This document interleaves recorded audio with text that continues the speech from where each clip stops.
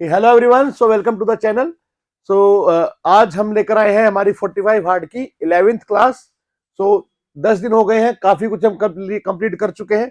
आज की क्लास के बाद आपका मैक्रो इकोनॉमिक्स अराउंड 90% कंप्लीट हो जाएगा। ठीक है, सो इंपॉर्टेंट क्लास है। चेक करते हैं क्या आज के हमारे चैलेंजेस हैं। शुरू करते हैं बच्चों। लो सर, तो आज के चैलेंजेस क्या है? तो आज की क्लास में हम 2 चैप्टर करेंगे सर। 2 चैप्टर करेंगे गुरु, 2। ठीक है, एक chapter number 8 that is problem of excess demand and deficient demand. ठीक है सर, ये करेंगे। और सर, और एक करेंगे हम फॉरेन एक्सचेंज। क्या करेंगे? Foreign exchange. तो क्या क्या हमने यहाँ पे पढ़ना है आज, क्या कंप्लीट करना है वो देखिएगा। हम समझेंगे एक्सेस डिमांड क्या होती है, डेफिसिट डिमांड क्या होती है, डिफ्लेशनरी गैप क्या होता है, और ये एक्सेस डिमांड डेफिसिट डिमांड को करेक्ट करने के मेजर्स क्या क्या है। वो दोनों मेजर्स हम लोग यहाँ पर कवर आज कर लेंगे।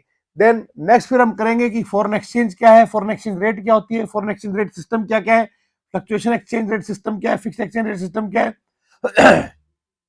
Determination of that is exchange rate हम फाइंड आउट करेंगे under fluctuating exchange rate system कि किस तरह से रेट फाइंड आउट होती है बेटे।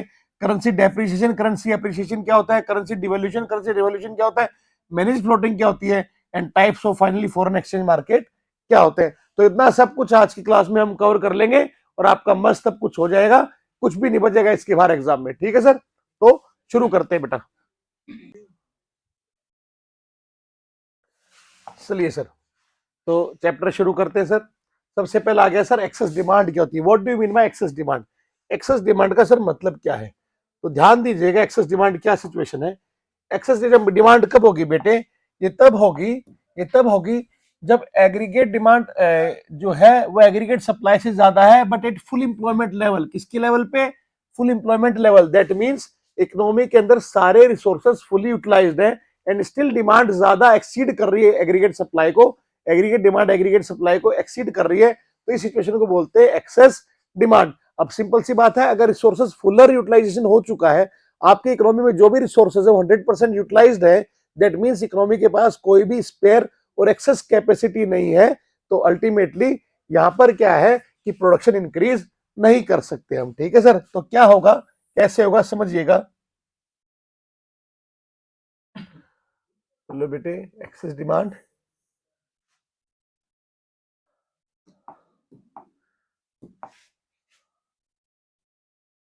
आपका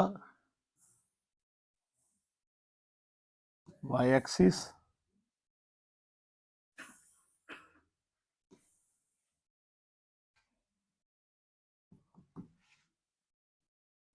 एक्स एक्सिस, यहां लेंगे इनकम,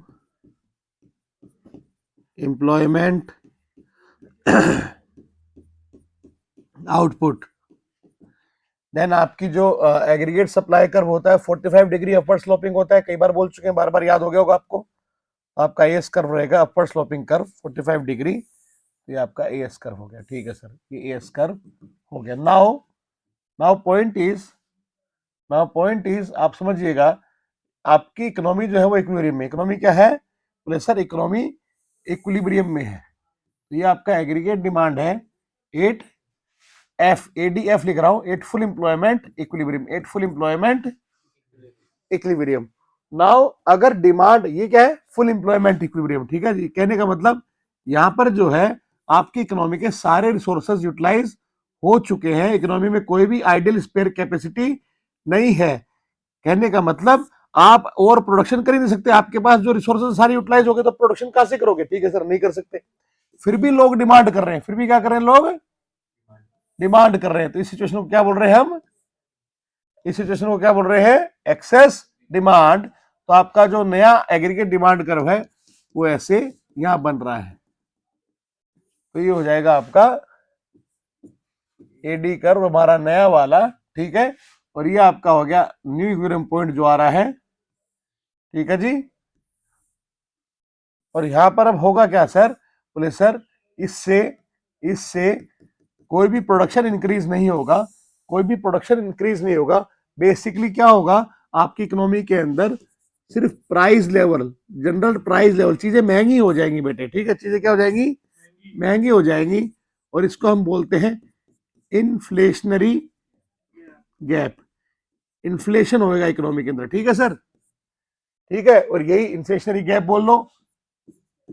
एक्सेस डिमांड, एक ही बात है, ठीक है जी। ये आपकी एक्सेस डिमांड हो गई, ठीक है सर।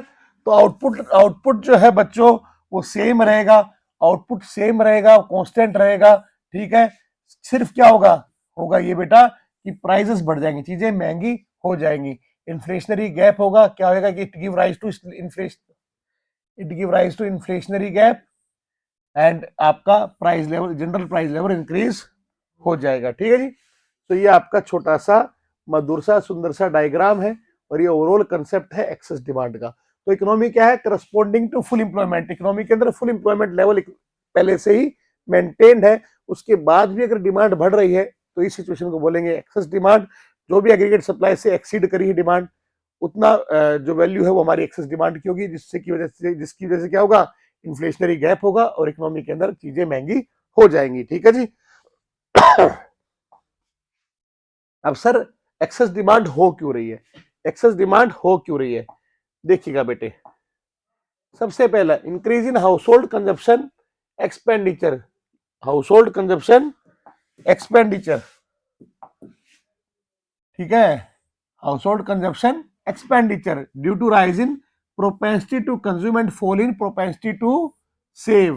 कहने का मतलब लोगों की खर्च करने की हैबिट इंक्रीज हो गई है, सेविंग की हैबिट उनकी कम हो गई है, तो वो ज्यादा खर्चा कर रहे हैं कंजप्शन पे, इसकी वजह से लोग डिमांड कर रहे हैं। दूसरा, प्राइवेट इन्वेस्टमेंट डिमांड इंक्रीज हो रही है, क्यों, क्योंकि आपकी इकोनॉमी में क्रेडिट फैसिलिटीज जो हो रही है वो इजी हो रही है, रेट ऑफ इंटरेस्ट जो है हमारा कम हो रहा है। तो अगर रेट ऑफ इंटरेस्ट कम होगा तो लोग इन्वेस्टमेंट करना शुरू कर देंगे, ठीक है, प्रोड्यूसर जो है इन्वेस्टमेंट करेंगे और प्रोडक्शन इंक्रीज करेंगे वो, ठीक है sir. Increase in government expenditure, सरकार जो है सैलरी बढ़ा रही है, नए प्रोजेक्ट्स ला रही है, उसकी वजह से भी जो है लोगों के अंदर इनकम जनरेट हो रही है, इनकम हो रही है तो लोग डिमांड करें। सिंपल गवर्नमेंट एक्सपेंडिचर का मतलब क्या है, सरकार अगर कोई भी एक्सपेंडिचर करेगी तो उससे क्या होगा, इकोनॉमी में इनकम बढ़ेगी, इनकम बढ़ेगी तो लोग जो डिमांड करेंगे, सिंपल सी बात है। Rise in export and fall in import, कहने का मतलब आपकी इकोनॉमी में बने हुए गुड्स की डिमांड बाहर से भी आ रही है तो आपका एक्सपोर्ट इंक्रीज हो रहा है, तो रेस्ट ऑफ द वर्ल्ड से आपकी इकोनॉमी में बने हुए गुड्स एंड सर्विस की डिमांड ज्यादा है एज कंपेयर टू इंपोर्ट से, ठीक है जी, ये एक बात हो गई। देन मनी सप्लाई में इंक्रीज हो गया है, क्यों, because of deficient financing, deficient financing, deficient financing का मतलब होता है printing of new currency, printing of new currency, ठीक है, more notes, printing of new currency, तो नए नोट और छाप दिए आरबीआई ने, जिसकी वजह से इकोनॉमी के अंदर मनी सप्लाई इंक्रीज हो गई है।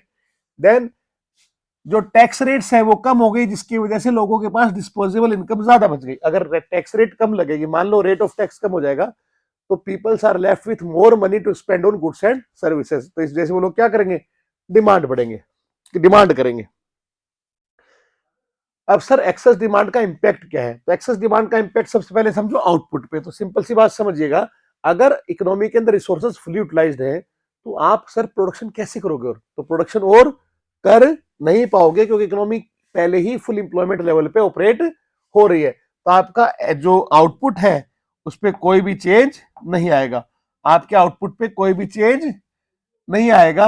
Excess demand only puts excess pressure on existing supply, ठीक है, आउटपुट क्या रहेगा, कांस्टेंट रहेगा सर, ठीक है sir.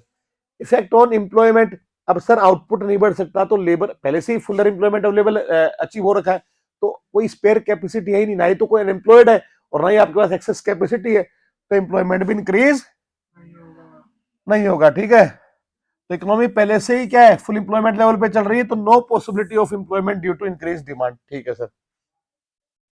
Effect on prices, simple सी बात है भैया, इकोनॉमी फुल एम्प्लॉयमेंट पे काम कर रही है तो होगा क्या, आउटपुट इंक्रीज होगा नहीं, no possibility of increase in output, तो होगा क्या, जो लोग ज्यादा पैसा करेंगे, पे करेंगे, जो लोग ज्यादा पैसा पे करेंगे उन्हीं को गुड्स की अवेलेबिलिटी होगी, तो price of goods and service क्या हो जाएगी, बोले सर राइज हो जाएगी। तो ये इंपैक्ट है एक्सेस डिमांड की। आगे बढ़े बच्चों, यस बेटा आगे बढ़ लेते हैं, ठीक है। Then comes your deficient demand, deficient demand का मतलब है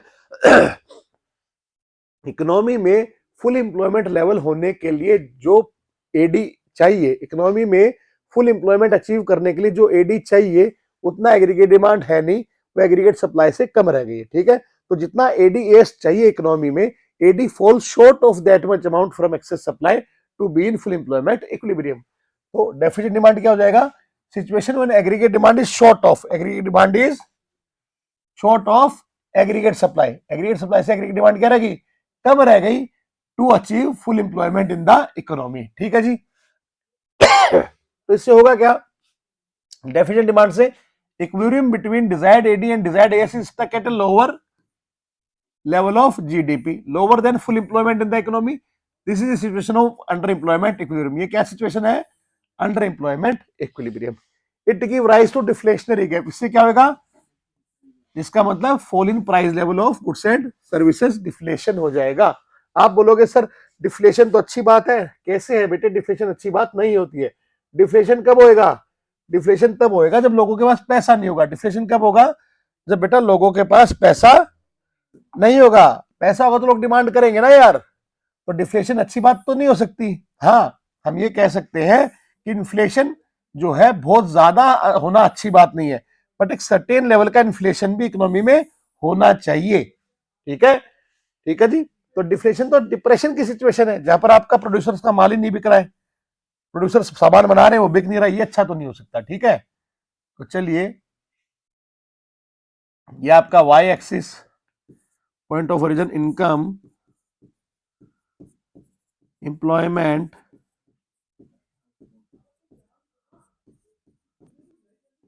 आउटपुट। चलिए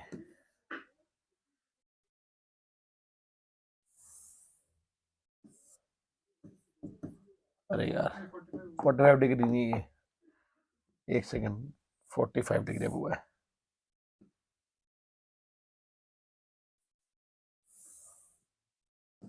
ये आपका एएस कर्व बेटे, जो कि हमारा 45 डिग्री लाइन होती है, अपवर्ड स्लोपिंग कर्व होता है, बार बार हम बोल रहे हैं।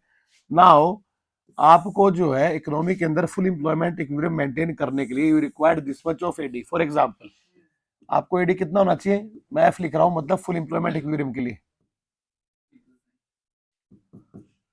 ये है आपका equilibrium EF, that is full employment equilibrium. ये वो सिचुएशन है जहां पर आपकी इकोनॉमी के सारे रिसोर्सेज जो है फुली यूटिलाइज्ड है। ठीक है सर, तो आपको इतना एडीएएस होना चाहिए to be in full employment equilibrium. ठीक है, लेकिन एक्चुअल में हो क्या रहा है, एक्चुअल में हो क्या रहा है, लोग जो है वो डिमांड कम कर रहे हैं, लोग जो है डिमांड कम कर रहे हैं, और आपका जो एडी है वो हाँ यहाँ स्टक हो रहा है। कहाँ स्टक हो रहा है, वो यहाँ स्टक हो रहा है। ठीक है जी, तो वो यहाँ स्टक हो रहा है सर। तो इस पॉइंट पे ये, तो ईयू लिखा है मैंने, ईयू का मतलब है बेटे अंडर एम्प्लॉयमेंट इक्विलिब्रियम, मतलब कि भैया एडीएस के बराबर तो आ रहा है, पर इकोनॉमी में अभी भी स्पेयर कैपेसिटी, एक्सेस रिसोर्सेज हमारे पास बच चुके हैं, आइडियल रिसोर्सेज पड़े हैं, रिसोर्सेज आइडियल पड़े हैं। तो इसका मतलब ये हमारा फुल एम्प्लॉयमेंट इक्विलिब्रियम नहीं हो रहा है। ठीक है, इकोनॉमी में अभी भी स्पेयर कैपेसिटी बच गई है, रिसोर्सेज अनयूटिलाइज्ड रह गए हैं। तो ये वो सिचुएशन हो गई सर। अब इससे हो क्या रहा है, इससे हो ये रहा है बेटे, इससे होएगा क्या कि जो प्रोड्यूसर्स है उनका जब सामान बिकेगा नहीं तो क्या होगा, वो उनको अपनी प्राइसेस कम करनी पड़ेंगी। तो इकोनॉमी में जो जनरल प्राइस लेवल है वो डिक्रीज हो जाएगा। ये आपकी सिचुएशन है बेटे किसकी, डिफ्लेशन की। तो डेफिशिएंट डिमांड, और इसी को आप डिफ्लेशन भी बोल सकते हो, डिफ्लेशन। ठीक है, यही आपका डिफ्लेशन भी कहलाता है। नेक्स्ट जो आपका टॉपिक है वो डिफ्लेशन पे ही होगा मेरे हिसाब से, इसके एक स्लाइड के बाद शायद, तो वहां पर भी सेम डायग्राम ड्रॉ होगा। ठीक है,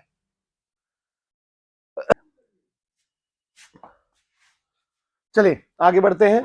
तो क्या रीजन है भैया सर डेफिशिएंट डिमांड क्यों है, बेटे सिंपल सी बात है, डेफिशिएंट डिमांड इसलिए है कि लोगों की सेविंग की आदत ज्यादा हो गई है एक तो, और खर्च नहीं करना चाह रहे, एक बात, that is fall in propensity to consume and increase in propensity to save. दूसरा, प्राइवेट इन्वेस्टमेंट एक्सपेंडिचर में क्या हो रहा है, कमी हो रही है, तो उसकी डिमांड कम हो रही है। रीजन बीइंग कि क्रेडिट फैसिलिटीज आपकी रिजिड हो गई हैं, या फिर जो रेट ऑफ इंटरेस्ट होती है लोन्स पे वो इंक्रीज हो गई है, तो लोग अब और इन्वेस्टमेंट करना नहीं चाह रहे, जिसकी वजह से और इनकम इकोनॉमी में जनरेट नहीं होगी, सप्लाई ऑफ मनी ऑटोमेटिकली कम हो जाएगा। Then decrease in government expenditure, government ने भी एक्सपेंडिचर कम किया है तो इकोनॉमी में इनकम जनरेट कम होएगी। आपका एक्सपोर्ट फॉल कर रहा है, मतलब कि आपकी इकोनॉमी में बने गुड्स एंड सर्विस की डिमांड नहीं आ रही है, रादर आपकी इकोनॉमी से लोग जो है इंपोर्ट मतलब बाहर की इकोनॉमी में बने हुए गुड्स एंड सर्विस ज्यादा खरीद रहे हैं, तो यहाँ का पैसा बाहर जा रहा है। ठीक है, मनी सप्लाई कम हो जाना, रेट ऑफ टैक्सेस बढ़ जाना, जिसकी वजह से क्या होगा, राइज इन टैक्सेस होगा तो डिस्पोजेबल इनकम कम बचेगी, लोगों के पास खर्च करने को पैसा कम बचेगा। अब इसका इम्पैक्ट क्या है सर, सबसे पहला इम्पैक्ट है आउटपुट और एम्प्लॉयमेंट पे। Because of deficient demand there will increase in the inventory stock, inventory क्या है, इंक्रीज हो जाएगी। ठीक है, लोगों के पास सामान बच जाएगा, अनसोल्ड गुड्स बच जाएंगे, जिससे कि producers will be forced to sell that, production जो है वो उनको कम करना पड़ेगा। एक तो जो आने वाले पीरियड में they will plan less production, और जो उनके पास माल है, जो माल है उसको भी वो क्या करेंगे, कम रेट पे बेचेंगे। क्लियर है? ठीक है जी। इसकी वजह से इकोनॉमी के अंदर इनवॉलंटरी अनएम्प्लॉयमेंट इंक्रीज हो जाएगा। जनरल प्राइस लेवल की बात करें तो मैं बात कर चुका हूं कि जो प्राइस लेवल है कम हो जाएगा। ठीक है, प्राइस लेवल कम हो जाएगा, चीजें सस्ती हो जाएंगी, लोग खरीद ही नहीं रहे। ठीक है जी, लोगों के पास पैसा ही नहीं है। तो ये आपके इम्पैक्ट्स आगे डेफिशिएंट डिमांड के। देन हम पढ़ चुके deficient demand give rise to deflationary gap. Deflationary gap is the shortfall in AD, shortfall in AD from the level of required AD from the level required to maintain full employment equilibrium in the economy। ठीक है sir, इस situation में involuntary under employment होगा। ठीक है sir, इस gap को deflationary gap इसलिए बोलते हैं क्योंकि इसकी वजह से डिफ्लेशन होता है sir, that is continuous fall in prices. ठीक है सर, ये वो सिचुएशन है जहाँ पे आउटपुट लो रहेगा, इनकम लो रहेगी, एम्प्लॉयमेंट लो रहेगा। तो डायग्राम क्या है, जो डायग्राम आपने जस्ट पहले बनाया था सेम डायग्राम खटाखट वापस बना देना, मुझे शायद बनाने की जरूरत नहीं है, डिफ्लेशनरी गैप का डायग्राम मैंने पीछे बना दिया है, तो उसको आप वहां से as it is same copy यहाँ पर कर लोगे। मैं आगे बढ़ता हूं। ठीक है, चलिए। देन आ गया मेजर्स क्या है सर, इस सिचुएशन को कैसे हम ठीक करें। तो इसके लिए हमारे पास दो मेजर्स होते हैं, एक होता है मॉनेटरी मेजर, एक होता है फिस्कल मेजर। एक होते हैं मॉनेटरी मेजर और एक होते हैं फिस्कल मेजर। ठीक है सर, अब ये मॉनेटरी मेजर वही है जो हमने बैंकिंग चैप्टर में पढ़े थे, आरबीआई जो इंस्ट्रूमेंट्स यूज कर रही थी वही सारे मॉनेटरी मेजर्स हैं। फिस्कल जो पॉलिसी है वो हमारा नया है। ठीक है, जो हमें पढ़ना है, पर मैं फिर भी एक बार रिवाइज करा दूंगा मॉनेटरी मेजर्स होते क्या है। ठीक है जी, तो मॉनेटरी मेजर्स के अंदर हम लोग दो तरह के मेजर देखेंगे, that is quantitative measures and qualitative measures. Quantitative measures and qualitative measures. ठीक है जी, ये वो मेजर्स हैं जो किसके थ्रू आरबीआई यूज करती है। ठीक है, सिचुएशन ऑफ इन्फ्लेशन डिफ्लेशन को मैनेज करने के लिए ये किससे रिलेटेड है, these are related to the currency and credit money, currency and credit money. तो दो तरह के मेजर है, क्वांटिटेटिव मेजर, क्वालिटेटिव मेजर, इनको पढ़ते हैं। आप पढ़ चुके हो बैंकिंग चैप्टर में एज इट इज, वहां से हम लोग उठाकर लाए हैं ये स्लाइड आपके लिए। तो क्वांटिटेटिव मेजर नाम से पता लग रहा है इसका इंपैक्ट जो है ओवरऑल इकोनॉमी के ऊपर होएगा। क्वांटिटी बोला ना हमने, क्वांटिटेटिव, दैट मींस आरबीआई जब मेजर लेगी तो इसका इंपैक्ट पूरी इकोनॉमी पे हो जाएगा। ठीक है सर, फिर बेटे कुछ नहीं, फिर क्या होता है, तो ये रेगुलेट करते हैं ओवरऑल लेवल ऑफ और volume of credit in the economy. ठीक है सर, पहला आता है बैंक रेट। पहला क्या आया, बैंक रेट। बोले सर बैंक रेट क्या होती है, वो रेट ऑफ इंटरेस्ट होती है जिसपे की commercial central bank commercial bank को पैसा लेंड करता है। तो ठीक है जी, तो हमारा सेंट्रल बैंक कौन है सर, हमारा सेंट्रल बैंक है सर आरबीआई। तो मान लो आरबीआई 10% रेट ऑफ इंटरेस्ट से लोन दे रहा है एचडीएफसी को, और फिर एचडीएफसी कंज्यूमर्स को लोन दे रहा है, ऑब्वियसली बात है ज्यादा रेट पे देता होगा 14% पे फॉर एग्जांपल। ठीक है, नाउ सिचुएशन इन्फ्लेशन की है। सिचुएशन क्या है, इन्फ्लेशन की है। ठीक है, सिचुएशन क्या है, इन्फ्लेशन की है। तो सरकार क्या चाहती है, वोट गवर्नमेंट वोट्स की चीजें महंगी हो रही है। महंगी क्यों हो रही है, क्योंकि लोग फुदक फुदक के डिमांड कर रहे हैं। डिमांड इसलिए कर रहे हैं उनके जेब में पैसा ज्यादा है। तो सरकार का यहाँ पर इन्फ्लेशन को जब भी करेक्ट करेगी तो सरकार का मेन मोटिव क्या है कि लोगों के पास से पैसा खींच लिया जाए, उनके पास से उनकी जो परचेजिंग पावर है वो कैसे भी रिड्यूस कर दी जाए। ठीक है, तो वो कैसे करेंगे, आरबीआई इन्फ्लेशन में क्या करेगी, रेट ऑफ इंटरेस्ट मान लो इंक्रीज कर देगी तो एचडीएफसी को भी क्या करनी पड़ेगी, आगे लैंडिंग रेट्स इंक्रीज करनी पड़ेंगी। और जैसे ही लैंडिंग रेट्स इंक्रीज होंगी वैसे ही कस्टमर रोएगा, कंज्यूमर, और वो लोन नहीं लेगा, ही विल गेट डिमोटिवेटेड, वो लोन नहीं लेगा, तो लोन कम हो जाएंगे तो इकोनॉमी में मनी सप्लाई कम हो जाएगी। ठीक है सर, तो ये आपका आ गया। तो इन्फ्लेशन में क्या करेंगे, बैंक रेट को इंक्रीज कर देंगे। एंड इसका उल्टा डिफ्लेशन में बैंक रेट्स को डिक्रीज कर देंगे। उससे होगा क्या, people get motivated to take loan from the bank और इकोनॉमी में सर्कुलेशन ऑफ मनी इंक्रीज होगा। ठीक है सर, हो गया सर। दूसरा होता है open market operations. Open market operation का मतलब होता है कि जो आरबीआई है वो गवर्नमेंट सिक्योरिटीज को खरीदती बेचती है। गवर्नमेंट सिक्योरिटीज जो है वो आरबीआई के थ्रू खरीदी और बेची जाती है, जैसे gold deposit bonds, national saving certificates, किसान विकास पत्र, इस तरह की जो भी सिक्योरिटीज है गवर्नमेंट की, सरकार की, वो भारत सरकार की सिक्योरिटीज आरबीआई के थ्रू खरीदी और बेची जाती है। सिंपल। तो ध्यान दीजिएगा, ये आरबीआई है बेटे, ये आरबीआई है बेटे, और ये हम लोग हैं, जनता है। अब भैया जनता जो है फुदक रही है, जनता की जेब में बहुत पैसा है, इसलिए वो चीजों की डिमांड कर रही है, इन्फ्लेशन इंक्रीज हो रहा है, महंगाई बढ़ रही है। आरबीआई क्या चाहती है, आरबीआई चाहती है कि पैसा जो है इनके पास से किसके पास चला जाए, आरबीआई के पास चला जाए, सरकार के पास चला जाए। तो क्या क्या करेगी आरबीआई, आरबीआई इनको बोलेगी कि भैया ऐसा है, ये बॉन्ड ले लो। क्या ले लो, ये जेम्स बॉन्ड नहीं है, क्या है, गोल्ड डिपॉजिट बॉन्ड है ये। इस पे मान लो हम आपको 12% per annum rate of interest offer कर रहे हैं। तो लोगों को इस तरह की स्कीम्स देगी कि जिससे कि वो लोग इन्वेस्टमेंट करने की कोशिश करें, उनको लगे कि हम ज्यादा कमाएंगे, तो वो पैसा इन्वेस्ट करें इन सिक्योरिटीज में। तो आरबीआई स्टार्ट सेलिंग, आरबीआई क्या करेगा, सिक्योरिटीज बेचना शुरू करेगा, जिससे लोगों के पास से पैसा उठ के कहां चला जाएगा। ठीक है, तो ड्यूरिंग इन्फ्लेशन आरबीआई सेल करती है सिक्योरिटीज, एंड ड्यूरिंग डिफ्लेशन ये क्या लिखा है मैंने, ड्यूरिंग डिफ्लेशन आरबीआई क्या करेगी, इसका उल्टा करेगी, परचेज कर लेगी।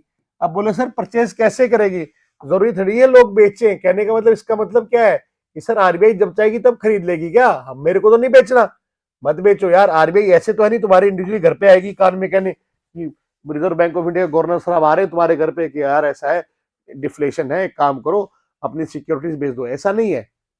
पॉइंट यह है कि आरबीआई कुछ ऐसी स्कीम्स लाएगी, आरबीआई कुछ ऐसा बोलेगी कि यार तुम है ना, अगर अपने गोल्ड डिपॉजिट बॉन्ड्स या अपनी जो भी सिक्योरिटी आज अगर आरबीआई को, आज सरकार को बेचते हो, तो तुम्हें एक्स्ट्रा 0.5% हम रिटर्न दे देंगे, या आप एक्स्ट्रा 1% इंटरेस्ट अभी तक का दे देंगे। तो इस तरह की कोई स्कीम लाएगी जिससे कि लोग मोटिवेट होंगे सिक्योरिटीज को आरबीआई को बेचने को। और जैसे ही आरबीआई को सिक्योरिटी बेचेंगे, आरबीआई उनको पैसा देगी, पैसा उनके हाथ में आएगा, वो क्या करेंगे, शॉपिंग करना शुरू कर देंगे। ठीक है, तो ये हो गया सर।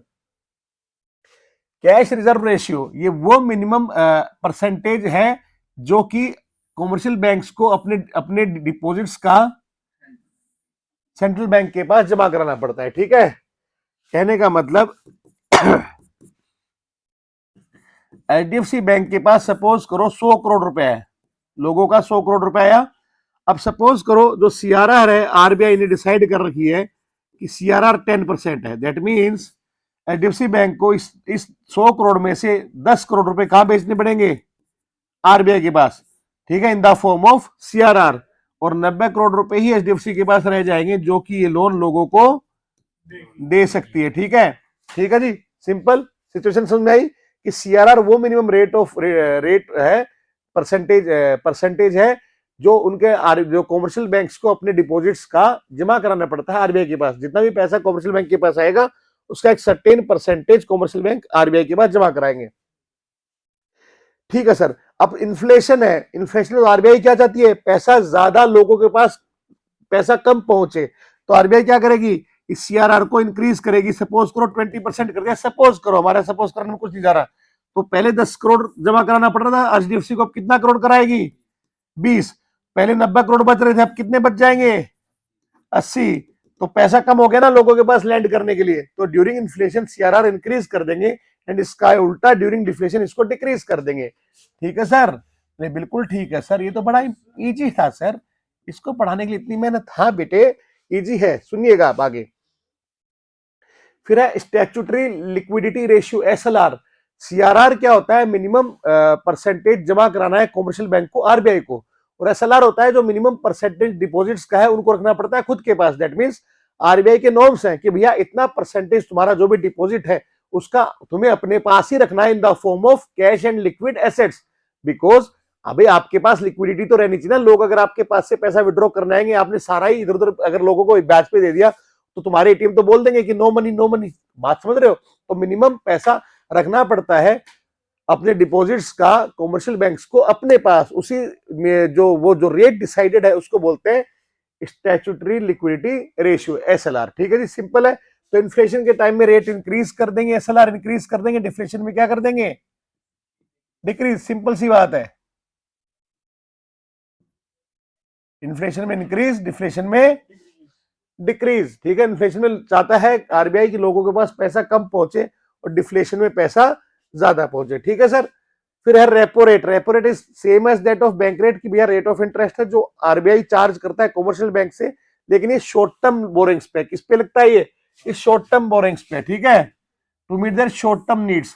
तो सेम कंसेप्ट है, इन्फ्लेशन में रेट इंक्रीज कर देंगे, डिफ्लेशन में डिक्रीज कर देंगे।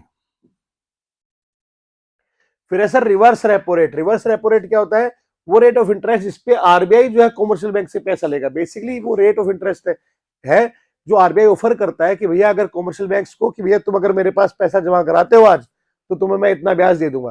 तो कॉमर्शियल बैंक्स को वो रेट, ऑब्वियस सी बात है, इन्फ्लेशन में क्या करेगा आरबीआई, इन्फ्लेशन में आरबीआई इस रेट को बढ़ा देगा, जिससे कि कॉमर्शियल बैंक जो है वो मोटिवेट होंगे कि आरबीआई के पास पैसा जमा कराने में, रादर की उसको पब्लिक में लैंड करने को। तो इन्फ्लेशन में इंक्रीज कर देंगे, डिफ्लेशन में इसका उल्टा हो जाएगा, डिक्रीज कर देंगे। तो इस तरह से ये आपके क्वांटिटेटिव मेजर्स कंप्लीट हो गए बच्चों, इनको आप नोट डाउन कर सकते हो। फिर आ गया क्वालिटेटिव मेजर्स। अब क्वालिटेटिव मेजर्स क्या होते हैं, ये वो मेजर्स है जो पर्टिकुलरली आपका फ्लो ऑफ क्रेडिट को कंट्रोल करते हैं कोई स्पेसिफाइड एरिया में, कोई स्पेसिफाइड एरिया में। ठीक है, इन जनरल नहीं है कि इसका इंपैक्ट पूरी इकोनॉमी में आएगा, ये पर्टिकुलर किसी सेक्टर पे या कोई स्पेसिफाइड एरिया में रहेगा इसका इंपैक्ट। ठीक है, तो इसमें तीन तरह के मेजर्स होते हैं। पहला होता है मार्जिन रिक्वायरमेंट। मार्जिन रिक्वायरमेंट क्या होती है कि भैया जो आप जब लोन लेने जाते हो बैंक से, आप जब लोन लेने जाते हो बैंक से तो आपको सिक्योरिटी देनी पड़ती है बैंक को। ठीक है, तो सपोज करो बेटा, आप जो है आपके पास 1 करोड़ की सिक्योरिटी, 1 करोड़ का लैंड आप जो है गिरवी रख रहे हो, तो उसके केस में आपको जो बैंक लोन देगा वो लोन जो है सपोज करो 80 लाख दे रहा है। तो ये जो डिफरेंस आ रहा है 20 लाख का, 20 लाख का जो डिफरेंस आ रहा है, this is the margin requirement. यही है मार्जिन रिक्वायरमेंट। ठीक है, that is difference between the security offered and loan granted is margin requirement. And it is very simple कि during inflation margin requirement RBI increase कर देगा, जिससे कि लोगों को कम पैसा उधार देना पड़े, इकोनॉमी में पैसे का फ्लो कम हो। And during deflation margin requirements कम कर देगा, जिससे कि लोगों के पास ज्यादा पैसा पहुंच जाए, इकोनॉमी में ज्यादा फ्लो ऑफ मनी हो जाए। ठीक है, simple. Then rationing of credit, मतलब कि आरबीआई फिक्स कर देगा कोई क्रेडिट कोटा, मतलब कि सर्टेन कोटा फिक्स कर देगा कि इस सेक्टर में इतना परसेंटेज लोन करना है, इसमें इतना करना है, इस तरह के। मोरल सुएशन का मतलब है आरबीआई ना लव लेटर लिखेगा कॉमर्शियल बैंक्स को कि बेटा मान जाओ, ठीक है, ज्यादा मत करो बदमाशी, अभी इन्फ्लेशन है, क्रेडिट अपना जो है रिजिड कर दो, अभी डिफ्लेशन है, क्रेडिट थोड़ा लिबरल कर दो, इस तरह से। ठीक है, उनको मतलब बेसिकली एडवाइस करेगा कि यार सिचुएशन थोड़ी खराब है, मान जाओ, इस तरह से करो, लोन इजीली मत लो इन्फ्लेशन के टाइम पे। जब डिफ्लेशन होगा तो बोलेगा यार कुछ करो, लोन ज्यादा से ज्यादा बढ़ाओ, लोगों को इजीली अवेलेबिलिटी कराओ पैसे की, इकोनॉमी। तो इस तरह की कुछ गाइडेंसेस, ठीक है, कुछ इश्यू करना। ठीक है, रिटर्न और oral advice given by the central bank to commercial banks to restrict और एक्सपेंड क्रेडिट, सिंपल। ठीक है, तो ये आपके हो गए क्वालिटेटिव मेजर्स। चलिए, तो अब आ गया फिस्कल पॉलिसी। फिस्कल पॉलिसी क्या होती है बेटे, फिस्कल पॉलिसी आपका है policy of taxation and expenditure of government. ठीक है जी, it refers to the revenue and expenditure policy, budgetary policy of the government to control the flow of purchasing power in the economy so that inflationary and deflationary pressures are regulated. Following measures should be adopted to correct the excess demand or deficient demand. तो इसमें बेटे चार चीजें आती है। पहले आती है टैक्स। तो टैक्स क्या होती है बेटा, टैक्स होती है कंपल्सरी पेमेंट्स। क्या होती है, कंपल्सरी पेमेंट्स जो लोगों को करनी पड़ती है सरकार को without any expectation of direct benefit to the tax payer. ठीक है जी, तो टैक्स सरकार लगाएगी। अब भैया सरकार चाहती है कि लोगों के पास फ्लो ऑफ मनी कम हो, कब, इन्फ्लेशन में, और डिफ्लेशन में क्या हो, फ्लो ऑफ मनी ज्यादा हो। तो टैक्स रेट्स को इंक्रीज कर दिया जाएगा ड्यूरिंग इन्फ्लेशन, जिससे कि लोगों के पास से पैसा जो है ज्यादा सरकार के पास आ जाएगा। और डिफ्लेशन में इसका उल्टा कर देंगे, टैक्स रेट्स को कम कर देंगे। ठीक है जी। दूसरा था गवर्नमेंट एक्सपेंडिचर। ठीक है, तो पब्लिक एक्सपेंडिचर बेसिकली एक्सपेंसेस हैं जो सरकार कर रही है for maintenance of the government and to preserve the welfare of the society as a whole. तो कहने का मतलब जो स्टाफ को सैलरी देना, जो डैम बनाना, रोड बनाना, इस तरह की जो भी सरकार के खर्चे उनको गवर्नमेंट एक्सपेंडिचर बोला है। तो ड्यूरिंग इन्फ्लेशन सरकार चाहती है लोगों के पास पैसे का फ्लो कम हो, तो ड्यूरिंग इन्फ्लेशन एक्सपेंडिचर कम कर देगी government, and during deflation expenditure increase कर देंगे। ठीक है साहब, तो फ्लो बढ़ जाएगा। फिर आ गया डेफिसिट फाइनेंसिंग, मतलब प्रिंटिंग ऑफ न्यू करेंसी, और ज्यादा नए नोट छापना। तो अब सिंपल सी बात है, इन्फ्लेशन के टाइम सरकार चाहती है लोगों के पास पैसा कम पहुंचे, तो इन्फ्लेशन में जो है डेफिसिट फाइनेंसिंग कम कर देंगे, मतलब कहने का मतलब प्रिंटिंग ऑफ न्यू करेंसी कम कर देंगे, और डिफ्लेशन में इसको इंक्रीज कर देंगे। And last is public borrowings, मतलब सरकार लोगों से लोन ले रही है, सरकार लोगों से लोन ले रही है, मतलब कहने का मतलब किसी तरह का कोई बॉन्ड वगैरह कुछ इश्यू कर रही है सरकार कि ठीक है भैया, जिससे कि लोग उसमें इन्वेस्टमेंट करें, लोन को रिटर्न मिल जाए और रिटर्न के लालच में वो लोग इन्वेस्टमेंट करें। तो सिंपल सी बात है, सरकार बोरोइंग्स पब्लिक से कब बढ़ाएगी? ड्यूरिंग इन्फ्लेशन, जिससे कि सरकार के पास पैसा ज्यादा आ जाए लोगों से, और ड्यूरिंग डिफ्लेशन इसको डिक्रीज कर देगी। तो इस तरह से हमारा फिस्कल पॉलिसी मेजर्स खत्म हो गए बेटा। ठीक है, चैप्टर हमारा एक खत्म हो चुका है। अब हमारा एक नया चैप्टर शुरू हो रहा है जिसको हम बोलते हैं फॉरेन एक्सचेंज। फॉरेन एक्सचेंज ये रेट थोड़ी है, फॉरेन एक्सचेंज रेट नहीं है, ओनली फॉरेन एक्सचेंज। ठीक है जी, ये आपका न्यू चैप्टर है फॉरेन एक्सचेंज। ठीक है साहब, चलिए सबसे पहले फॉरेन एक्सचेंज होता है क्या है सर? तो सिंपल सी बात है, हमारे देश को छोड़कर हर देश की करेंसी हमारे लिए क्या है? Foreign exchange. सिंपल। तो currency of other countries, currency of countries other than the domestic country, currency of countries other than the domestic country. ठीक है जी, तो वो हमारे लिए क्या है? Foreign exchange. कहने का मतलब हमारे लिए पाकिस्तानी करेंसी क्या है? Foreign exchange. यूएस के डॉलर क्या है? Foreign exchange. ठीक है जी, उनके लिए हमारी करेंसी उनका फॉरेन एक्सचेंज है। ठीक है, फॉरेन एक्सचेंज रेट क्या है? किसी एक देश की करेंसी, मतलब किसी एक करेंसी को आप दूसरी करेंसी से एक्सचेंज कर रहे हो, तो किस रेट से एक्सचेंज कर रहे हो उसको बोलते हैं फॉरेन एक्सचेंज रेट। तो भैया जो एक्सचेंज रेट है इसको डिसाइड करने के, इसको कैलकुलेट करने के दो मेथड है, दो सिस्टम है बेसिकली। एक कहलाता है फिक्स्ड एक्सचेंज रेट सिस्टम, और एक होता है हमारा फ्लक्चुएटिंग एक्सचेंज रेट सिस्टम। तो फिक्स्ड एक्सचेंज रेट सिस्टम क्या है? फिक्स्ड एक्सचेंज रेट सिस्टम बोलता है कि it is officially fixed by the government. सरकार यहाँ पर रेट को कंट्रोल करती है, निर्धारित करती है। ये सिस्टम यूज होता है अंडर गोल्ड स्टैंडर्ड सिस्टम। कहने का मतलब आप सरकार को अपने गोल्ड रिजर्व्स मेंटेन करने पड़ते हैं, और गोल्ड की जो प्राइस है उसके रेफरेंस में करेंसी की प्राइस हमारी डिसाइड होती है। तो when value of each currency was defined in terms of gold and therefore exchange rate was fixed according to the gold value. जैसे कि फॉर एग्जांपल ले लो मेरे बेटे, फॉर एग्जांपल ले लो, मुझे पता नहीं लेकिन मान लो 0.001 gram of gold is comes for $1। तो अगर आप $1 देते हो तो $1 में आपको 0.001 ग्राम गोल्ड मिलेगा। और वहीं पर अगर आप मान लो 90 रुपए देते हो तो 90 रुपए में आपको 0.001 ग्राम गोल्ड मिलेगा। दैट मीन्स $1 कितने के बराबर हो गया? तो गोल्ड के रिस्पेक्ट में करेंसीज की प्राइसेस को डिसाइड करना, ये हमारा फिक्स्ड एक्सचेंज रेट सिस्टम। कोई बेस ले लेंगे यहाँ पे। ठीक है जी, अब क्योंकि ये सिस्टम है, यहाँ पर क्या है, हमको क्या मेंटेन करने पड़ते हैं? ह्यूज गोल्ड रिजर्व्स मेंटेन करने पड़ते हैं। तो इसका है कि डिमेरिट हो गया कि हमको कई तरह के इंटरनेशनल रिजर्व्स यहाँ पर मेंटेन करने पड़ते हैं, और ये सिस्टम रेस्ट्रिक्ट करता है movement of capital across different part of the world. ठीक है जी, तो अकॉर्डिंगली इंटरनेशनल ग्रोथ प्रोसेस हमारा स्लो हो जाता है, लेकिन यहाँ पर स्टेबिलिटी ज्यादा रहती है क्योंकि प्राइस जो है जो एक्सचेंज रेट है गवर्नमेंट कंट्रोल कर रही है, तो इस वजह से यहाँ पे फ्लक्चुएशंस कम रहती है। तो लॉन्ग टर्म पॉलिसी बनने में हमारे को आसानी रहती है। ठीक है जी, आगे बढ़िए। फिर आ गया फ्लेक्सिबल और फ्लक्चुएटिंग एक्सचेंज रेट सिस्टम, कुछ भी इसको आप नाम दे सकते हो। तो फ्लेक्सिबल एक्सचेंज रेट सिस्टम में क्या होगा? जो रेट ऑफ एक्सचेंज है वो डिसाइड करेगा मार्केट। कौन डिसाइड करेगा? मार्केट। ठीक है, that is forces of demand and supply. जिस करेंसी की जितनी ज्यादा डिमांड होगी उसकी उतनी ज्यादा रेट होगी। ठीक है जी, सिंपल सी बात। अब इसके मेरिट क्या है? यहाँ पर हमको इंटरनेशनल रिजर्व्स वगैरह मेंटेन नहीं करने पड़ेंगे। ठीक है, नहीं करने पड़ेंगे। तो this system is not to be supported with the international reserves. ठीक है, दूसरा, enhance the efficiency in resource allocation, and तीसरा enhance movement of capital across different countries of the world। ठीक है जी। डिमेरिट में क्या हो गया, इंस्टेबिलिटी रहेगी क्योंकि फ्लक्चुएशन ज्यादा है, ठीक है, एंड एरिया ऑफ क्या बोलते हैं, instability in the foreign exchange market causes instability in the area of international trade, becomes difficult to draw long period policies। ठीक है, ठीक है जी। Then coordination of macro economics policies become more difficult. मतलब कहने का मतलब जब इतनी ज्यादा फ्लक्चुएशंस है तो आप लॉन्ग टर्म पॉलिसीज वगैरह डिसाइड बना नहीं सकते, आप फॉर्मुलेशन नहीं कर सकते। तो ये इसके कुछ मेरिट डिमेरिट है, आप थ्योरेटिकल पॉइंट है पढ़ लेना दोस्त, ठीक है, समझाने का इतना इसमें कुछ था नहीं। इधर आ जाओ।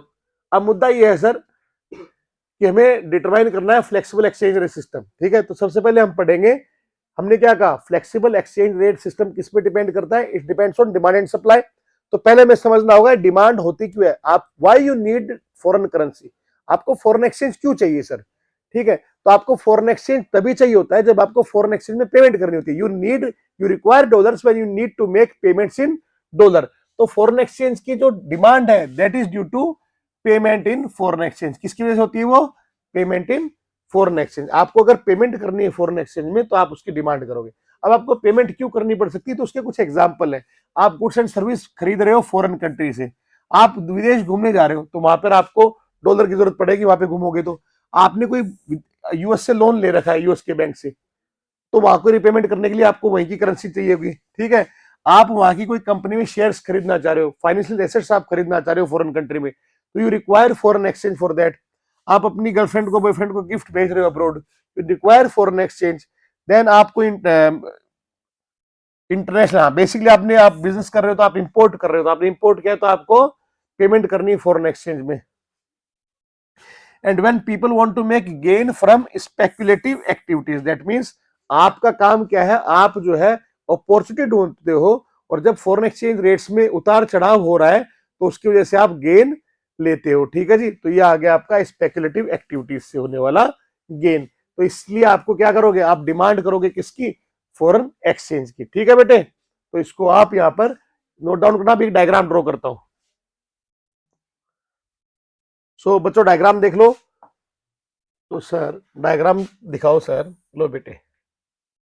अब भैया एक चीज समझना, अब यहां पर जो फॉरेन एक्सचेंज रेट है उसमें और उसकी जो डिमांड है उसके बीच की जो रिलेशनशिप है वो कैसी रहेगी सर बेटे, वो रिलेशनशिप रहेगी नेगेटिव। कैसी रहेगी, इसका मतलब ये है बेटा कि जब फॉरेन एक्सचेंज रेट ज्यादा होगी, जब फॉरेन एक्सचेंज रेट ज्यादा होगी तो उसकी डिमांड कम होगी। जब फॉरेन एक्सचेंज रेट कम होगी तो उसकी डिमांड ज्यादा होगी, जब फॉरेन एक्सचेंज रेट ज्यादा होगी तो उसकी डिमांड कम होगी। ठीक है, तो आपका जो डिमांड का जो डायग्राम था कक्षा 11 का वैसा ही डायग्राम ड्रॉ होगा। यहाँ आ जाएगा वाई एक्सिस पे फॉरेन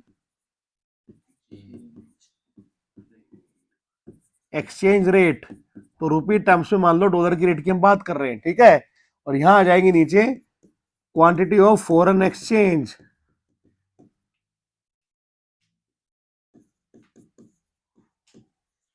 यहाँ पे डॉलर्स की क्वांटिटी। तो सिंपल सी बात समझिएगा, अगर डॉलर की प्राइस सपोज करो, ये लो, अगर यहाँ पे प्राइस एक्स प्राइस है डॉलर की, तो इसकी ये डिमांड है, ये इसकी डिमांड आ गई। ठीक है सर, अब अगर डॉलर महंगा हो जाएगा, डॉलर अगर महंगा हो जाएगा तो यार डॉलर तुम्हें चाहिए क्यों, डॉलर तुम्हें क्यों इसलिए चाहिए कि तुम्हें पेमेंट करनी है डॉलर्स में, तुम्हें पेमेंट करनी है डॉलर में। तुम जो है ऐसी जगह घूमोगे जहां डॉलर चलेगा, तुम ना गुड्स खरीद रहे हो फॉरेन कंट्री से जहां पे डॉलर के अंदर तुम्हें पेमेंट करनी है। तो अगर डॉलर महंगा हो गया तो तुम बेवकूफ थोड़ी हो जो तुम बाहर से सामान खरीदोगे।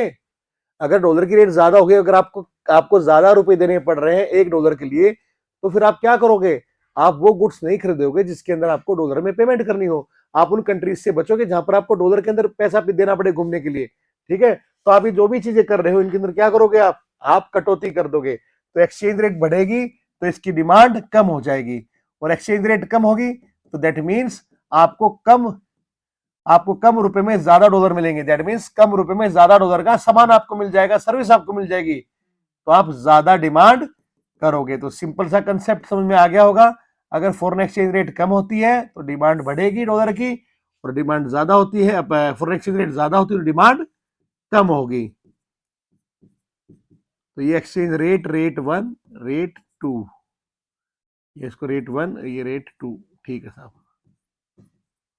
ठीक है जी, ये आपका सिंपल सा डायग्राम हो गया। ठीक है जी। So there is a inverse relationship between the rate of foreign exchange and demand for foreign exchange. कैसी रिलेशनशिप है सर? इनवर्स रिलेशनशिप है। ठीक है, ठीक है। एक्सचेंज रेट, जब भी एक्सचेंज रेट राइज करेगी उसकी डिमांड जो है वो गिर जाएगी, एंड वाइस से वर्सा। ठीक है जी। सिंपल सी बात। अब देखिए, अब बात है सप्लाई ऑफ फॉरेन, आपकी कंट्री में फॉरेन एक्सचेंज की सप्लाई कब इंक्रीज होगी? तो ये भी बड़ा मजेदार चीज है। सप्लाई कब इंक्रीज होगी? जब आप पेमेंट्स फॉरेन एक्सचेंज में रिसीव करोगे, जब आपको डॉलर्स के अंदर पेमेंट्स मिलेंगी, तो डॉलर के अंदर आपको पैसा रिसीव कब होगा हमें देखना है। ठीक है, तो supply of foreign exchange comes from the foreigners who make payment to us, who makes us payment in foreign exchange, जो हमें पैसा दे रहे हैं फॉरेन एक्सचेंज में। ठीक है, तो आपने गुड्स एक्सपोर्ट किया, आपको पैसा मिला डॉलर्स के अंदर। आपने बाहर की कंट्री से यहाँ पर जो है फॉरेन डायरेक्ट इन्वेस्टमेंट हुआ, मतलब आपकी कंपनी के शेयर्स खरीदे किसी विदेशी नागरिक ने, मतलब वहां से डॉलर लेके आए वो।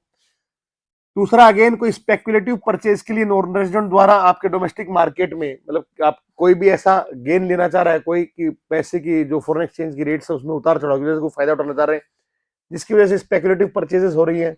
कोई डायरेक्ट परचेज हो रही है for goods and service by the non resident, को डोमेस्टिक मार्केट से कोई हमारे यहाँ से डायरेक्टली सामान खरीद रहा है और वो डॉलर हमें दे रहा है। ठीक है, वो लोग घूमने, विदेशी लोग घूमने आए, फॉरनर्स घूमने आए हमारे देश में, और वो डॉलर साथ में लेके आए और उसके बदले उन्होंने एक्सचेंज किया करेंसी, तो हमारे इकोनॉमी में पैसा आ गया। ये बात हो ही चुकी है, स्पेकुलेटिव एक्टिविटी की 2 बार लिख दिया गलती से, कोई बात नहीं। ठीक है जी। अब इसका डायग्राम ड्रॉ कर लेते हैं सर। डायग्राम कैसा बनेगा सर? बहुत सुंदर सा सिंपल सा डायग्राम बनेगा। वही कक्षा 11 में आपने सप्लाई कर्व ड्रॉ किया था, सेम ही दर सप्लाई कर्व ड्रॉ होगा फॉरेन एक्सचेंज का। मतलब क्या है सर? मतलब सिंपल सा है बाबू, मतलब सिंपल सा है कि यार अगर फॉरेन एक्सचेंज महंगा होगा, अगर फॉरेन एक्सचेंज महंगा होगा, महंगे होने का मतलब क्या होता है? अगर आपको अगर आपको अगर आपको ज्यादा रुपया देना पड़ रहा है डॉलर के बदले, कहने का मतलब अगर मान लो एक डॉलर जो है वो 80 रुपए का है, अब ये बढ़ के हो जाए $1, अरे यार क्या हो रहा है, 90 रुपए का, क्या हो जाए 90 रुपए का, तो फॉरेन एक्सचेंज क्या हो गई? महंगी हो गई, रेट ऑफ एक्सचेंज बढ़ गई, तो एक्सचेंज रेट सर इंक्रीज हो गई। अब इससे आप समझिएगा, इससे होगा क्या? अब जो पहले जो विदेश में मिस्टर जॉन बैठे थे, वो इंडिया से सामान खरीदना चाह रहे थे, पहले उनको $1 के बदले 80 रुपए का सामान मिल पा रहा था देश से, इंडिया से। अब वो $1 में 90 रुपए का सामान खरीद पाएंगे। ठीक है, कोई विदेशी मिस्टर जॉन अगर इंडिया में घूमने आ रहे थे, तो पहले वो $1 खर्च करके 80 रुपए की सर्विसेज का बेनिफिट ले पाते, अब वो $1 खर्च करके 90 रुपए की सर्विस का बेनिफिट ले पाएंगे। ठीक है, पहले मिस्टर जॉन इंडिया की कोई कंपनी का शेयर खरीद रहे थे, तो उन्हें $1 खर्च करके 80 रुपए की वैल्यू का शेयर मिल रहा था, अब वो $1 खर्च करके 90 रुपए की वैल्यू का शेयर खरीद लेंगे। तो कहने का मतलब, जो विदेशी आदमी है जिसके पास डॉलर है, उसको कम डॉलर में ज्यादा वैल्यू के goods and service in terms of rupees मिल जाएंगे। अगर एक्सचेंज रेट इंक्रीज होती है तो ऑब्वियसली बात है वो यहां से खरीदेगा ना चीजें, तो खरीदेगा तो हमारी इकोनॉमी में supply of foreign exchange increase होगी। क्लियर है? एंड वाइस वर्सा इसका उल्टा बेटे, इन केस डॉलर जो है या फॉरेन एक्सचेंज जो है सस्ता हो जाता है। ठीक है जी, बिल्कुल सर। चलिए, तो सप्लाई कम हो जाएगी, तो एक्सचेंज रेट जब इंक्रीज होगा तो सप्लाई इंक्रीज होगी, एक्सचेंज रेट डिक्रीज होगा तो सप्लाई डिक्रीज होगी। ठीक है सर।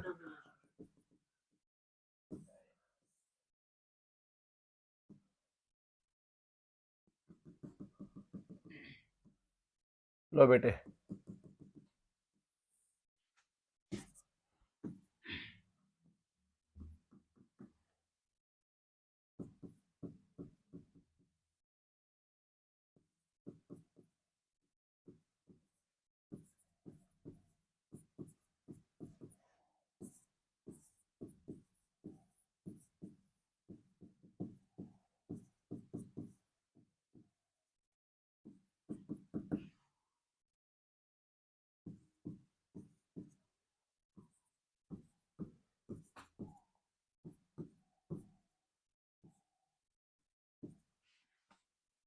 ठीक है सर, समझ में आ गया? आ गया सर।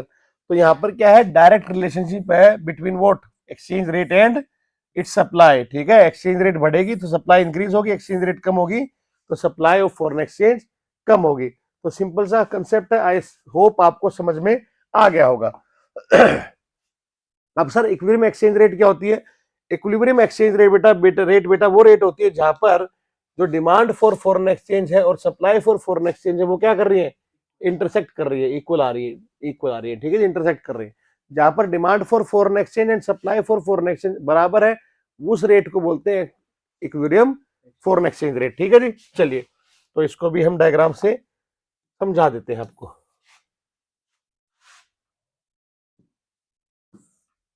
ये बेटे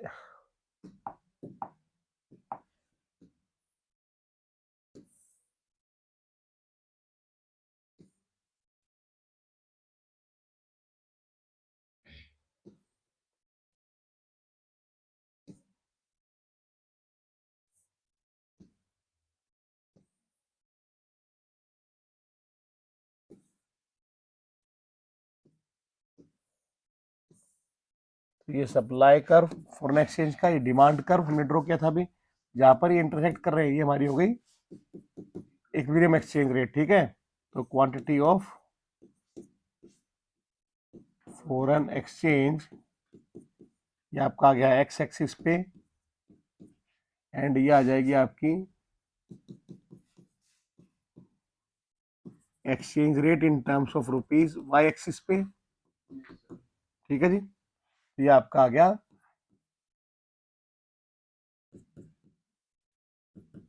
इक्विलिब्रियम इक्विलिब्रियम, एंड ये जो आपका जो पॉइंट इस पे जो रेट है हो जाएगी आपकी इक्विलिब्रियम एक्सचेंज रेट, और इस पे जो क्वांटिटी है इक्विलिब्रियम एक्सचेंज क्वांटिटी, ठीक है, सिंपल, ठीक है जी। तो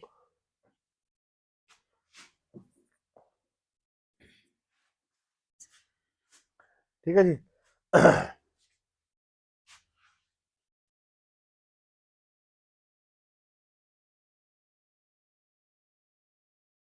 चलिए अब इसको हम थोड़ा सा और एलिब्रेट करते हैं डायग्राम को। अब सपोज करो आपकी एक्सचेंज रेट इंक्रीज होती है, एक्सचेंज रेट क्या हो रही है? इंक्रीज हो रही है, तो इसकी वजह से क्या होगा सर? और यहाँ पे एक्सचेंज रेट अगर इंक्रीज हो जाएगी तो क्या होगा? देखिएगा ये R1, अगर एक्सचेंज रेट इंक्रीज होती है तो आपकी डिमांड क्या हो जाएगी? कम हो जाएगी, और आपकी सप्लाई बढ़ जाएगी, ठीक है, सिंपल, हमने यही समझा था अभी तक। तो इस पॉइंट का नाम दे देंगे हम M ठीक है सर, ये आपका हो जाएगा।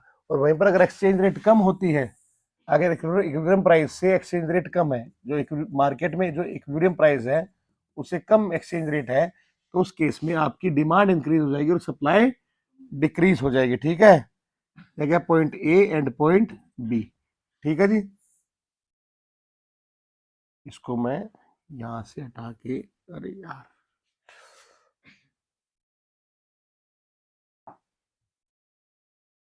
सॉरी, क्या हो रहा है?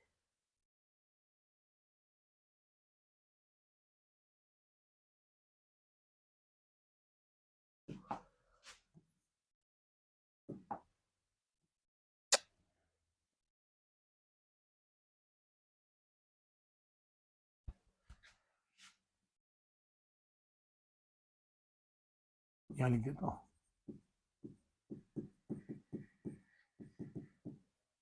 ठीक है सर। समझ में आ गया? बोले सर बिल्कुल समझ में आ गया हमको अच्छे से, ठीक है, आगे बढ़ते बेटा। Next comes change in exchange rate, तो करेंसी डेप्रिसिएशन। करेंसी डेप्रिसिएशन का मतलब है कि आपकी इकोनॉमी की, जो आपकी कंट्री की जो करेंसी है, जो एक्सचेंज रेट है वो कम हो गई। कहने का मतलब पहले अगर एक डॉलर में 80 रुपए थे, आपको 80 रुपए में $1 मिलता था, अब आपको $1 के बदले मान लो 90 रुपए देने पड़ रहे हैं। तो this is like your currency, ठीक है। ये अभी की रेट, नाउ और बिफोर, पहले रेट थी ये, अब रेट है ये एग्जांपल है किसका? करेंसी डेप्रिसिएशन का, कि आपकी जो आपकी डोमेस्टिक करेंसी है वो कमजोर हो गई है फॉरेन करेंसी के रिस्पेक्ट में, ठीक है जी। तो ये हो गया आपका करेंसी डेप्रिसिएशन। ठीक है, डायग्रामेटिकली बनाना चाहूंगा मैं इसको, तो ऐसा क्यों होगा सर? तो ये देखिएगा, एक सेकंड लगेगी आपको, ये फटाफट देखो, फटाफट देखो, फटाफट। ये लो सर, सर आप फटाफट डायग्राम ड्रॉ करो। ये लो बेटे, ये लो।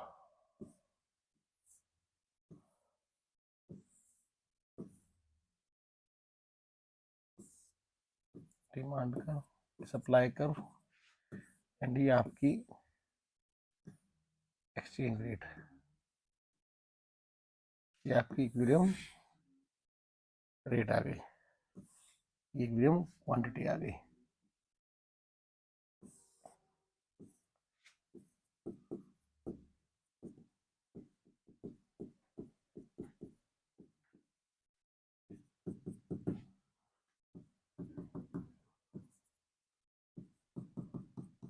लो बेटे, अब देखना, अब पॉइंट क्या है? पॉइंट पॉइंट ये बेटा, अगर आपकी इकोनॉमी में, अगर डिमांड बढ़ जाए, फॉरेन एक्सचेंज की डिमांड बढ़ जाए, तो इससे क्या होगा? आपका जो डिमांड कर्व है वो राइटवर्ड शिफ्ट कर जाएगा और आपकी एक नई रेट आ जाएगी, जो है हमारा डेप्रिसिएशन। ठीक है, ये नई एक्सचेंज रेट आ गई और आपकी रेट क्या हो गई? आपकी करेंसी क्या हो गई? डेप्रिशिएट हो गई। आपकी करेंसी क्या हो गई सर? डेप्रिशिएट हो गई। ठीक है, तो योर न्यू डिमांड कर्व, तो डिमांड इंक्रीज हो गई, इसकी वजह से क्या आएगा? आपकी इकोनॉमी की करेंसी जो है, आप करेंसी की जो वैल्यू है वो कम हो जाएगी। इसको बोलते हैं करेंसी डेप्रिसिएशन, करेंसी डेप्रिसिएशन। ठीक है सर, तो depreciation of domestic currency means fall in the value of domestic currency in terms of foreign currency. It means $1 can be exchange for more rupees. अब इससे होगा क्या? इससे होगा ये सर कि अब $1 के लिए आपको ज्यादा पैसा पे करना पड़ेगा। दैट मीन्स जो बाहर के लोग हैं जिनके पास डॉलर्स है, उनको $1 में ज्यादा रुपए की वैल्यू का गुड्स एंड सर्विस यहाँ से मिलेगा। तो हमारी देश में एक्सपोर्ट इंक्रीज होंगे। अगर अगर ये करेंसी डेप्रिसिएशन होता है तो हमारा क्या होगा? Export to USA become cheaper, सस्ता हो जाएगा उनके लिए, तो हमारा एक्सपोर्ट जो है इंक्रीज हो जाएगा, यूएस का हमारा एक्सपोर्ट इंक्रीज हो जाएगा। ठीक है, यूएस वाले इंडिया से ज्यादा सामान खरीदेंगे। ठीक है, तो अच्छी बात है, बुरी बात भी नहीं है, थोड़ी लेवल, कुछ लेवल पे होनी चाहिए चीजें। देन है करेंसी एप्रिसिएशन। करेंसी एप्रिसिएशन का मतलब है, कि भैया जो डोमेस्टिक करेंसी है आपकी, वो उसकी वैल्यू इंक्रीज हो रही है। उसकी वैल्यू क्या हो रही है? Increase in terms of foreign currency. ठीक है, तो डोमेस्टिक करेंसी ज्यादा वैल्यूएबल हो रही है, ठीक है। तो आप बच्चे सोचते हो कि सर ये हमारा रुपया, लोग बोलते हैं कि डॉलर महंगा होता जा रहा है, ये तो वो हो गया, कई पॉलिटिकल पार्टीज ये कर रही है कि भैया हमारा रुपया देखो कहाँ जा रहा है। तो यार कोई दिक्कत वाली बात नहीं है। ठीक है, देश सब बढ़िया है बिल्कुल। ठीक है, हमारा जीडीपी बढ़िया बढ़ रहा है, सब कुछ अच्छा चल रहा है। चलिए, तो क्वांटिटी ऑफ फॉरेन एक्सचेंज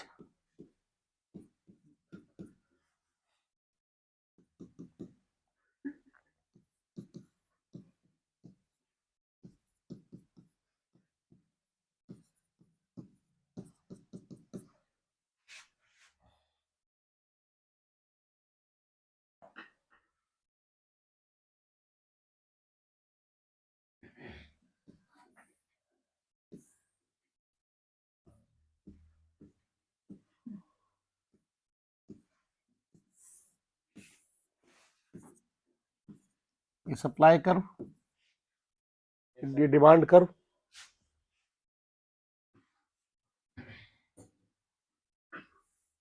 ये आपकी इक्विलिब्रियम पॉइंट आ गया।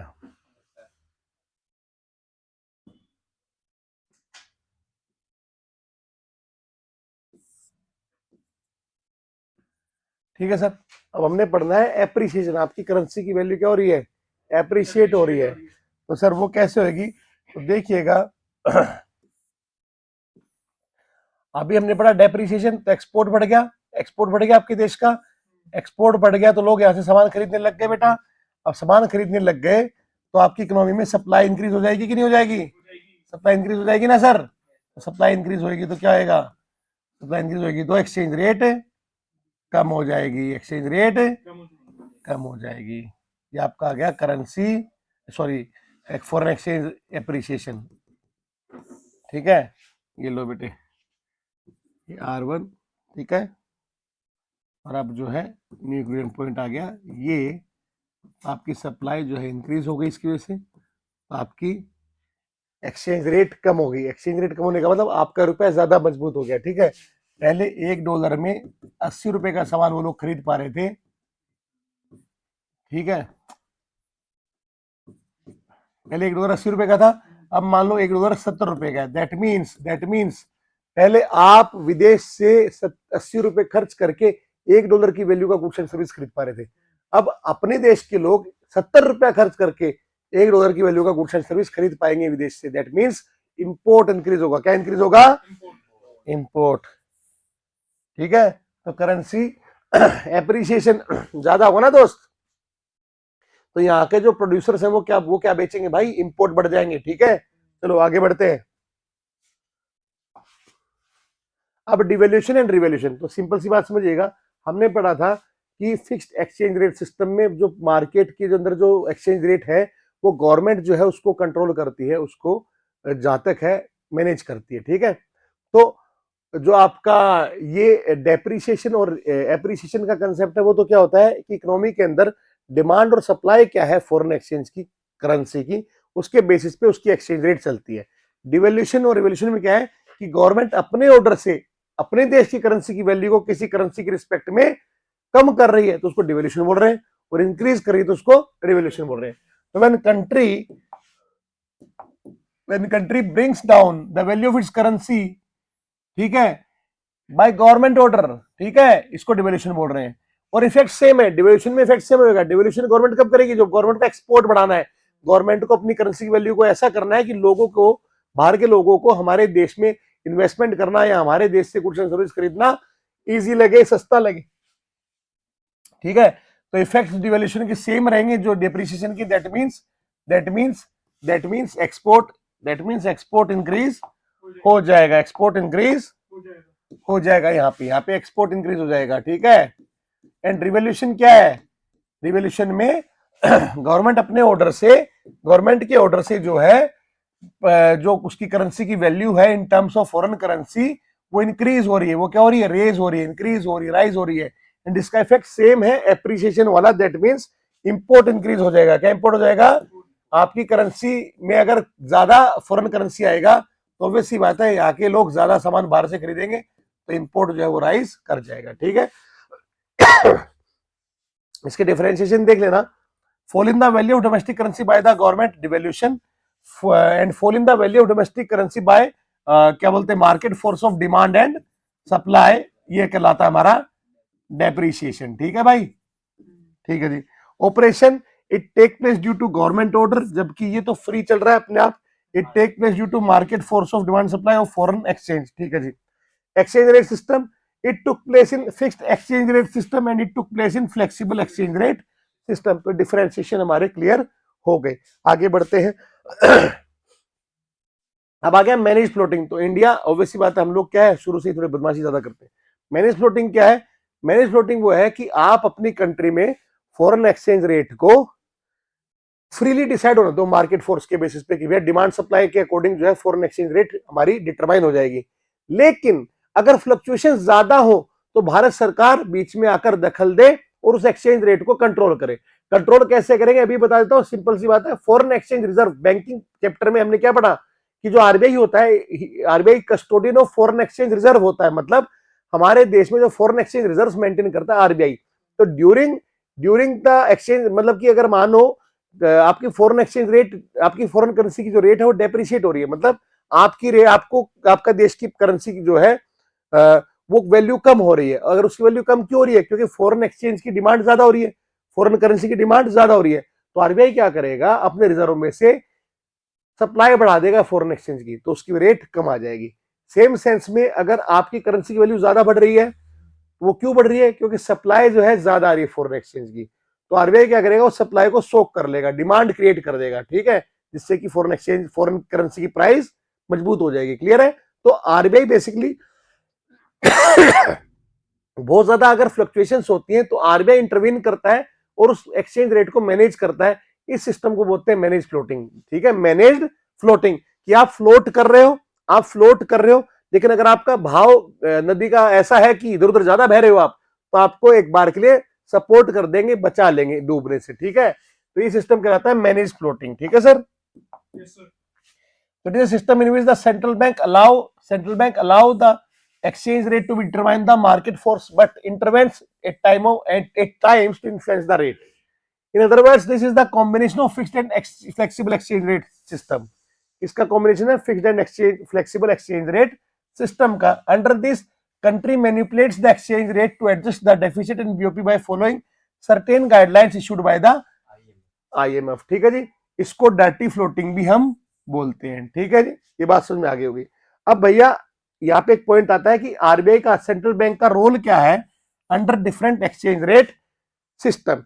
तो फिक्स्ड एक्सचेंज रेट सिस्टम, क्योंकि यहाँ पे प्राइस जो है, एक्सचेंज रेट जो है सरकार डिसाइड कर रही है, तो यहाँ पे पूरा का पूरा रोल किसका है? आरबीआई का ही है सर, सिंपल सी बात है। ठीक है, तो यहाँ पर A central bank actively uses its foreign currency reserves to maintain the officially determined exchange rate. Floating exchange rate system, तो यहां पर तो भैया सरकार का कोई दखल ही नहीं है, एक्सचेंज रेट जो है फ्रीली डिसाइड करेगा मार्केट फोर्स। तो यहाँ पे सेंट्रल बैंक का कोई रोल नहीं है, सेंट्रल बैंक को कोई रिजर्व मेंटेन करने की जरूरत नहीं है। मैनेज फ्लोटिंग में क्या होता है कि सेंट्रल बैंक तब एंटर करती है जब फ्लक्चुएशन ज्यादा होती है, प्रॉब्लम ज्यादा होती है। ठीक है, in that case central bank enter करती है फॉरेन एक्सचेंज मार्केट में टू बाय और sell currency in order to control the fluctuations and volatility in the market. तो ये आरबीआई के रोल्स क्या है under different exchange rate system, समझ में आ गए होंगे आपको। मैनेज फ्लोटिंग क्या होता है समझ में आ गया होगा आपको, बड़ा इंपॉर्टेंट पॉइंट है। ठीक है, ध्यान रखिएगा। And last is foreign exchange market. तो फॉरेन एक्सचेंज मार्केट क्या है? ये वो प्लेस है, ये वो सिस्टम है जहां पर कि एक कंट्री की करेंसी दूसरी कंट्री की करेंसी से एक्सचेंज होती है। क्लियर है? तो आप जो रुपए के बदले डॉलर खरीदने जा रहे हो, उस जगह को बोलते हैं फॉरेन एक्सचेंज मार्केट।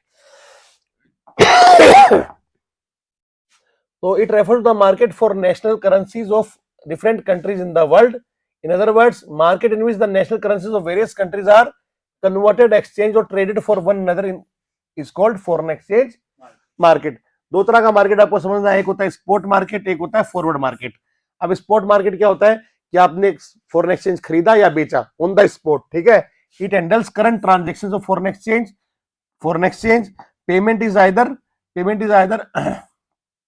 मेड और received on the spot, does not allow hedging. यहां पर हैजिंग नहीं होती। बोले सर हैजिंग क्या होती है?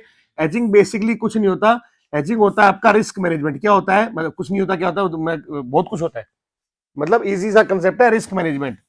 ठीक है, इसका मतलब होता है रिस्क मैनेजमेंट।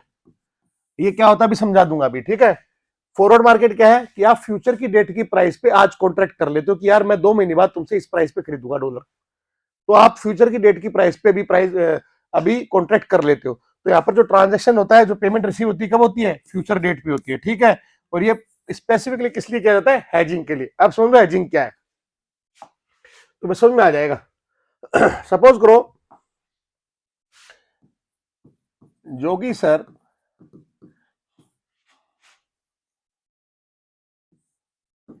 ने इंपोर्ट किया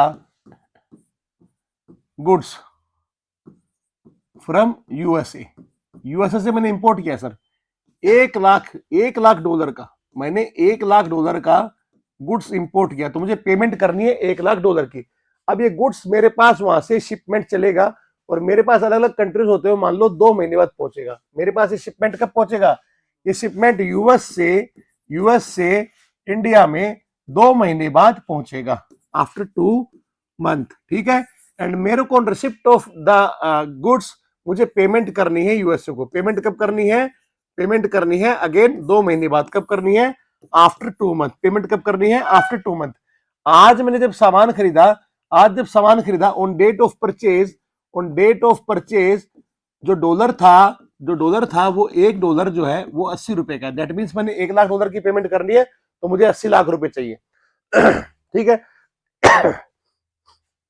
अब मैं क्या सोचता हूं, मुझे ऐसा लगता है कि यार ये जो डॉलर की प्राइसेस हैं ये ज्यादा फ्लक्चुएट ना हो जाए, कहीं ऐसा ना हो जाए मेरे पास 2 महीने बाद तक डॉलर जो है वो 90 रुपए का हो जाए, तो मुझे 80 लाख की जगह 90 लाख रुपया पे करना पड़ जाए, तो मैं क्या करूंगा, एक्सचेंज मार्केट में जाऊंगा और वहां पर जो भी लोग हैं तो इस तरह का काम करते हैं, जो भी बैंक्स वगैरह है, मैं उनसे कॉन्ट्रैक्ट करूंगा। क्या कॉन्ट्रैक्ट करूंगा, यार तुम मुझे बता दो, after 2 month, I need $1 lakh. मुझे क्या चाहिए, $1 लाख चाहिए। मुझे आज बता दो किस प्राइस पे तुम दोगे, मुझे पेमेंट करनी है 2 महीने बाद, तुम मुझे आज ही प्राइस बता दो। तो बैंक ने सपोज करो मुझे बताया कि हम सर आपको जो है 84 रुपए के हिसाब से पेमेंट दे देंगे, $1 लाख दे देंगे। तो इन्होंने मुझसे आज ही कॉन्ट्रैक्ट कर लिया 84 लाख रुपए के हिसाब से, ठीक है। तो कहने का मतलब कॉन्ट्रैक्ट हो गया। अब पॉइंट यह है कि यहाँ पे मैं बाध्य हूं, समझना यहाँ पर क्या हुआ है, अब मैं लीगली लायबल हूं कि मुझे बैंक से $1 लाख लेना होगा एट द रेट ऑफ 84। ये नो डाउट बिल्कुल सही है, सही है सर। तो मैंने क्या किया, ये 80 रुपए था, अब मैंने कॉन्ट्रैक्ट कितना किया, 84 रुपए। तो मैंने अपना लॉस जो है वो मैनेज कर दिया कि मुझे सिर्फ 4 रुपए एक्स्ट्रा लगे। मुझे क्या लगा, तो ये रिस्क मैनेज हो गया। या मेरे को जो है ना, अगर प्राइस 90 हो, 95 हो, 100 हो, फर्क नहीं पड़ता, मुझे वो बैंक जो है 84 रुपीज में देगा। प्राइस चाहे 80 हो उस टाइम, चाहे 75 हो, ये भी ध्यान रखना। पॉइंट क्या है, प्राइस डॉलर की कुछ भी हो, पर मुझे 84 के हिसाब से $1 लाख मिल जाएंगे। प्रैक्टिकली क्या होता है मैं बता देता हूं। अगर बेटा प्राइस 90 रुपए हो गई, अगर प्राइस 90 रुपए हो गई, तो बैंक क्या करेगा, मेरे को 6 रुपए के हिसाब से पेमेंट कर देगा, वो एक्स्ट्रा पैसा जो भी हुआ है, और मैं एक्सचेंज रेट मार्केट से खरीद लूंगा, प्रैक्टिकली जो होता है। और अगर प्राइस मान लो 82 रुपीज ही है, तो आप बैंक को 2 रुपए के हिसाब से पेमेंट कर दोगे, ठीक है। अल्टीमेटली आप अपनी प्राइस 84 फिक्स कर रहे हो, तो जिस दिन आपको पेमेंट करनी है उस दिन आपको 84 रुपए में डॉलर अवेलेबल हो जाएगा, ठीक है। तो ये होता है हमारा हेजिंग का प्रोसेस, ठीक है। तो ये जो फॉरवर्ड मार्केट है किस लिए कर रहे हैं हम, this is done just because कि हम हेजिंग करना चाह रहे हैं, हमारा जो रिस्क है वो मैनेज करना चाह रहे हैं। तो इंपोर्टर और एक्सपोर्टर दोनों ही इस केस में रिस्क मैनेज करते हैं, ठीक है। एज ए मुझे पेमेंट करनी तो मैं खरीदने का कॉन्ट्रैक्ट कर रहा हूं, अगर मुझे पेमेंट रिसीव होगी तो मैं बेचने का कॉन्ट्रैक्ट कर लूंगा फ्यूचर डेट पे, ठीक है। तो फॉर हेजिंग पर्पस ये मार्केट काम आता है, ठीक है। तो 2 तरह का हमारा फॉरेन एक्सचेंज मार्केट समझ में आ गया होगा आपको, spot market and forward market, ठीक है जी। Now the end, thank for the watching and I hope आपको सब कुछ समझ में आ रहा होगा, क्लासेस अच्छी से चल रही होंगी, आपकी पढ़ाई बहुत बेहतरीन चल रही होगी। So wish you good luck, keep loving, keep supporting, do like, share, comment and subscribe the channel and thank you बच्चों। कल मिलेंगे नए चैप्टर में। Take care, bye bye, bye bye बच्चों।